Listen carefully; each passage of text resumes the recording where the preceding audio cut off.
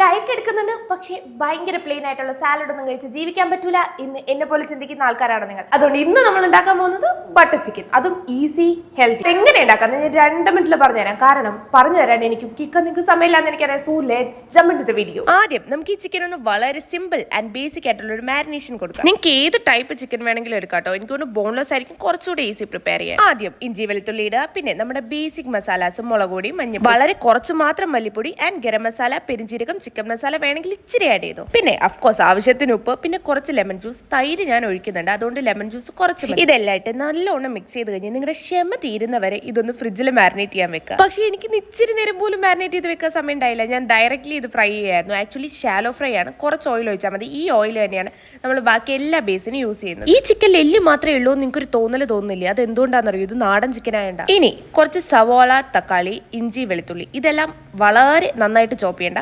റഫായിട്ട് ചോപ്പ് ചെയ്താൽ മതി. കാരണം നമ്മൾ ഇത് അത് കഴിഞ്ഞ് ബ്ലെൻഡ് ചെയ്തെടുക്കും. അപ്പോൾ ജസ്റ്റ് ഒന്ന് വഴറ്റിയെടുത്താൽ മാത്രം മതി. നമ്മൾ ആദ്യം ചിക്കൻ ഷാലോ ഫ്രൈ ചെയ്തില്ലേ, ആ പാനിലേക്ക് ഞാൻ കുറച്ച് വെള്ളം ആഡ് ചെയ്തിട്ട് ആ മസാലയൊക്കെ ഒന്ന് നേരെയാക്കി എടുത്തിട്ടുണ്ട് കേട്ടോ. അത് മസാല കുറച്ച് കട്ട പിടിച്ചിരിക്കുന്നു. ആ മസാല നല്ല ടേസ്റ്റാണ്, കളയരുത്. പ്രത്യേകിച്ച് സ്റ്റീൽ പാനിലൊക്കെ ആണെങ്കിൽ നമുക്ക് ആ കുറച്ചൊക്കെ അടിയിലുണ്ടാവും, അതൊന്നും എടുക്കുക. പിന്നെ കുറച്ച് ഹോൾ സ്പൈസസ് ആദ്യം ആഡ് ചെയ്യുക. ഞാൻ മറന്നുപോയി, നിങ്ങളെങ്കിലും മറക്കരുത്. അതിലേക്ക് ഈ വെജിറ്റബിൾസും ഈ ജിഞ്ചർ ഗാർലിക് എല്ലാം ആഡ് ചെയ്ത് ഒന്ന് കുറച്ച് മാത്രം വഴറ്റുക. നിങ്ങൾക്ക് കുറേ ഭയങ്കര ബ്രൗൺ ആയി വരേണ്ട ഒരു കാര്യമില്ല. ഇനി ഇതൊന്ന് തണുത്ത് കഴിഞ്ഞ് നേരെ അരച്ചെടുക്കുക, നല്ലവണ്ണം അരച്ചെടുക്കുക. ഇത് നമ്മൾ ബ്ലെൻഡ് ചെയ്യുമ്പോൾ അതിന്റെ കൂടെ കുറച്ച് കാഷ്യൂസ് കൂടി ഉണ്ടെങ്കിൽ ആഡ് ചെയ്യുക.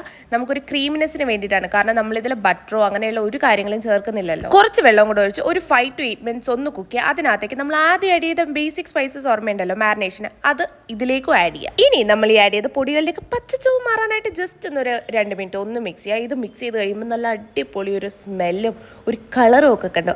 ഇനി അതിലേക്ക് കുറേ നേരമായിട്ട് വെയിറ്റ് ചെയ്തിരിക്കുന്ന ചിക്കൻ ഉണ്ടല്ലോ, ആ ചിക്കനും ഇട്ട് അവസാനമായിട്ട് നിങ്ങൾക്ക് ഒന്നിയിൽ തേങ്ങാപ്പാൽ യൂസ് ചെയ്യാം, അല്ലെങ്കിൽ പുളിയില്ലാത്ത തൈര് യൂസ് ചെയ്യാം കേട്ടോ. ഇതിൽ രണ്ടിൽ ഏത് വേണമെങ്കിലും യൂസ് ചെയ്യാവുന്നതാണ്. ക്രീമൊക്കെ വേണമെങ്കിൽ നിങ്ങൾക്ക് യൂസ് ചെയ്യാം. ഞാൻ കുറച്ചുകൂടെ ഹെൽത്തി ആവാനായിട്ടാണ് ഒന്നിയിൽ കേട് അല്ലെങ്കിൽ തേങ്ങാപ്പാൽ യൂസ് ചെയ്യാൻ പറയുന്നത്. നിങ്ങൾക്ക് കസ്തൂരി മെത്തി ഇല്ലെങ്കിൽ ഒരു കുഴപ്പമില്ല, മല്ലിയിലയോ കറിവേപ്പിലയോ ഒക്കെ യൂസ് ചെയ്യാം. ഇനിയിപ്പോൾ കസ്തൂരി മെത്തി ഇല്ല എന്ന് പറഞ്ഞിട്ട് ഇത് ഉണ്ടാക്കാതിരിക്കണം. ഞാൻ ഇതിന്റെ കൂടെ ഒരു ഈസി ആയിട്ട് ഉണ്ടാക്കാൻ പറ്റുന്ന ഹോൾ വീറ്റിന്റെ നാനാട്ടോ ഉണ്ടാക്കിയത്. നല്ല ഗീ ഒക്കെ ഇട്ട് കുറച്ച് ഉണ്ടാക്കിയതായിരുന്നു. അത് കൊള്ളായിരുന്നു, അടിപൊളി ടേസ്റ്റ്. നല്ല രുചിയുള്ള ഭക്ഷണം മാത്രം കഴിച്ച് ഡയറ്റ് എടുക്കൂ എന്നുള്ളവർക്ക് ഇത് ഉണ്ടാക്കാം കേട്ടോ. എനിക്കിതൊരു പ്ലേറ്റിലൊക്കെ വെക്കണം എന്നുണ്ട്, പക്ഷേ മടിയാ.